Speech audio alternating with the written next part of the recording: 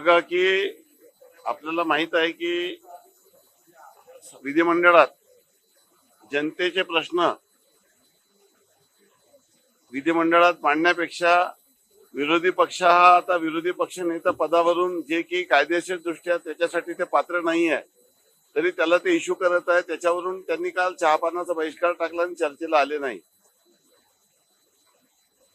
एका बाजूने महायुती ही हातात हात घेऊन काम करत आहे, परंतु विरोधी पक्षामध्ये शरद पवार गट, राष्ट्रवादी किंवा उबाठा किंवा काँग्रेस या तिघांमध्ये समन्वयाचा अभाव आहे। जरी त्यांना विरोधी पक्ष नेतापद मिळालं असतं तरी तीन पार्टीमध्ये त्याच्यामध्ये एकमत होऊ शकत नाही। तीन पार्टीचा सोडा, एकट्या उबाठामध्ये आपल्याला माहित आहे की मागे त्यांनी अजय चौधरी यांना गटनेता केला होता। भास्कर जाधव एक सिनियर नेते असताना त्यांच्यावर त्यांचा विश्वास नाही आहे। तो विश्वास नसल्यामुळे आदित्य ठाकरे, अजय चौधरी किंवा सुनील प्रभू किंवा भास्कर जाधव या नावामध्ये त्यांचाच एकमत होऊ शकत नाही, वस्तुस्थिती आहे। आणि त्यामुळे ही भानगड करण्यापेक्षा जनतेचे प्रश्न त्यांनी विधिमंडळात मांडले पाहिजे, सभागृहात यायला पाहिजे, सरकारचं कुठे चुकत असेल ती चूक लक्षात आणून द्यायला पाहिजे, शेतकऱ्यांचे प्रश्न, सर्वसामान्यांचे प्रश्न विधिमंडळात मांडले पाहिजे आणि विरोधी पक्ष नेत्याच्या भानगडीत न पडलेलं त्यांना जास्त योग्य राहील असं माझं म्हणणं आहे।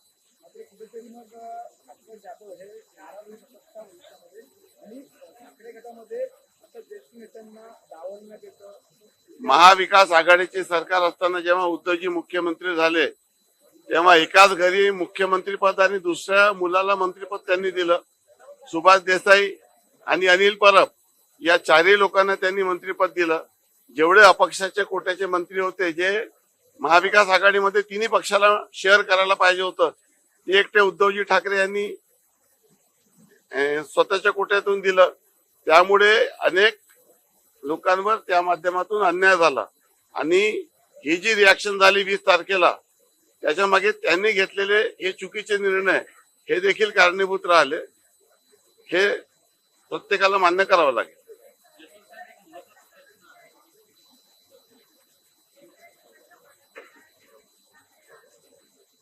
शेतकऱ्यांच्या बाजूने शासन खंबीरपणे उभा आहे। जे जे वचन आम्ही शेतकऱ्यांना दिले होते ते आम्ही टप्प्याटप्प्याने पूर्ण करत आहोत।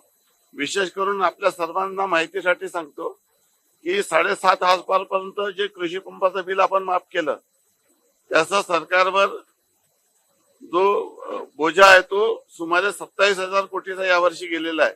तरी देखील शेतकऱ्यांपासून कुठल्या इलेक्ट्रिक बिलची वसुली काँग्रेसच्या सरकारप्रमाणे आपण करत नाही आहोत।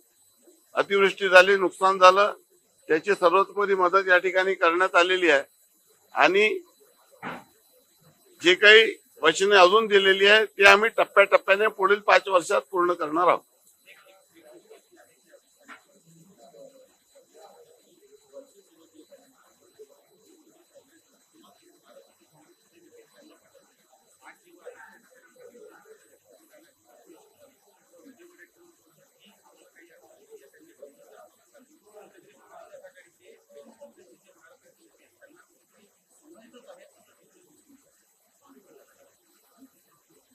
महाविकास आघाडीमध्ये कुठलीही नीतिमत्ता राहिलेली नाहीये। एका बाजूने पूर्वी ते शिवसेनेचा पूर्ण आयुष्यभर विरोध करत राहिले की शिवसेना ही हिंदुत्ववादी पक्ष आहे, काँग्रेस सेक्युलर पक्ष आहे, आम्ही कुठल्याही परिस्थितीत त्यांच्यासोबत जाऊ शकत नाही।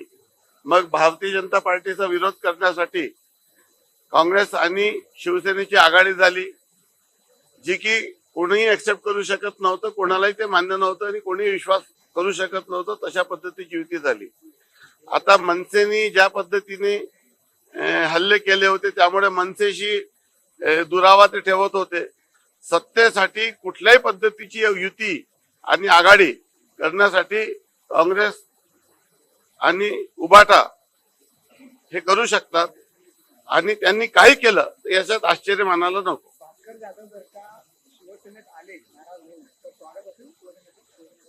आता भास्कर जाधव पूर्वी कशा पद्धतीने काय काय चर्चा झाली होती ते मला सांगायचं नाहीये, परंतु भास्कर जाधवनी आपल्या मनातली खतखत ही अनेकदा बोलून दाखवलेली आहे। जे पोटात आहे ते होटात अनेकदा आलेला आहे आणि तो लवकरच अजून येणार आहे.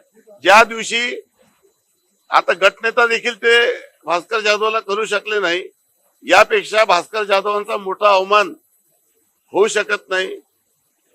मला असं वाटतं की भास्कर जाधव सारख्या ज्येष्ठ अनुभवी माणसाला डावलणं हे कुठल्याही दृष्टीने योग्य नाही. सरकारी कामों के कई बिल अभी तक प्रलंबित है और इसका शीघ्र लाडली बहन योजना पर तोड़ा जा रहा है. बघा, आता जी पुरवणी मागणी आज जी सादर करण्यात आली त्याचं जर आपण अवलोकन केलं तर सर्वांचे देयके देण्याची पुरवणी मागणी आलेली आहे.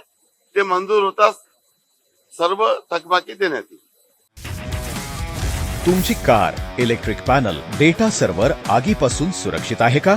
नाही? मग आजच बसवा F protect temperature activated fire suppression device.